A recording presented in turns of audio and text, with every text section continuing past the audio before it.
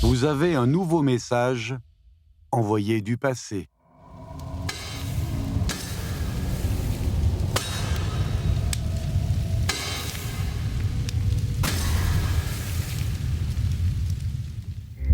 Un sabre horizontal, un sabre horizontal de la dynastie Tang. Ce sabre, ayant dormi 1400 ans sous terre, est couvert de rouille. Lors de son réveil, il est saisi d'une immense tristesse.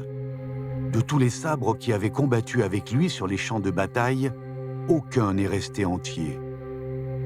Jusqu'à aujourd'hui, il est le seul sabre de la dynastie Tang exhumé en Chine à être resté entier.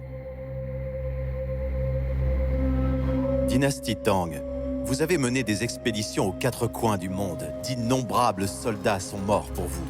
Pourquoi n'y a-t-il donc aucune arme dans leur tombeau? Ne savez-vous pas que nous et nos maîtres sommes inséparables? Les militaires portent toujours leur sabre. S'il était permis de vous enterrer avec eux, ils vous emporteraient secrètement. Il vaut donc mieux vous laisser sur les champs de bataille. C'est là votre destination finale. Ce sabre de la dynastie Tang rencontre un ancien sabre de la dynastie Han. Ce dernier est en colère. Avouez-vous votre crime? Maître, je ne sais pas quel crime j'ai commis. Lame longue, tranchant droit, manche ornée d'un anneau en fer. Avec une telle apparence, vous souvenez-vous encore de votre origine? Avant la dynastie Han, la plupart des armes étaient en bronze. Elles étaient principalement utilisées dans l'infanterie pour transpercer l'ennemi, mais n'étaient pas efficaces face aux cavaliers Xiongnu. Le sabre, avec son seul tranchant et un dos épais, est bien meilleur pour fendre l'adversaire. Vous n'en avez retenu que trop peu. L'armée Han commençait aussi à apprendre le combat à cheval.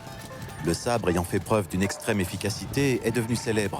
C'était l'arme la plus puissante au combat rapproché. Maître, voyez, je garde cela dans mon cœur.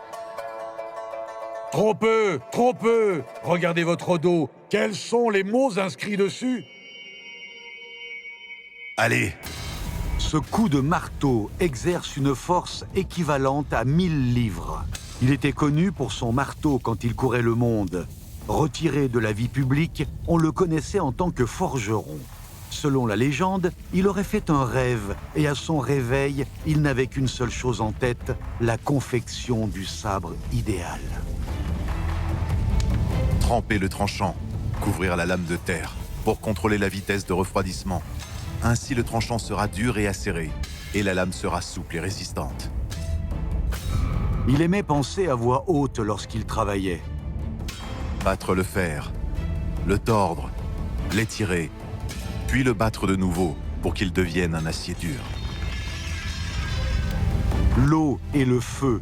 C'est en associant ces deux matières qui s'opposent qu'est confectionné le meilleur sabre. Forger 100 fois est essentiel pour obtenir le sabre à tête d'anneau. S'il a pu vaincre les Xiongnu, ce n'est pas grâce à sa forme, mais à sa lame forgée 100 fois. Maître, ce qui est inscrit dans mon fort intérieur, je ne l'ai jamais oublié. Mais pourquoi refusez-vous donc d'accepter les nouveautés? Le sabre Tang décida d'être honnête. Auparavant, l'anneau de tête servait à attacher une corde autour du poignet, afin que le sabre ne tombe pas. Maintenant, son but est de montrer le caractère du sabre. Le cochon en cristal attaché à mon anneau de tête est une des incarnations d'un dieu de guerre étranger. Arrivé dans l'Empire du Milieu, sa fonction est de raviver mon énergie. Les étrangers peuvent aussi être fonctionnaires de la dynastie Tang s'ils admirent notre pays et souhaitent s'intégrer à notre peuple. Maître, ce qui est inscrit dans mon fort intérieur, je ne l'ai jamais oublié. Cependant, la dynastie Tang est une dynastie s'ouvrant au monde entier.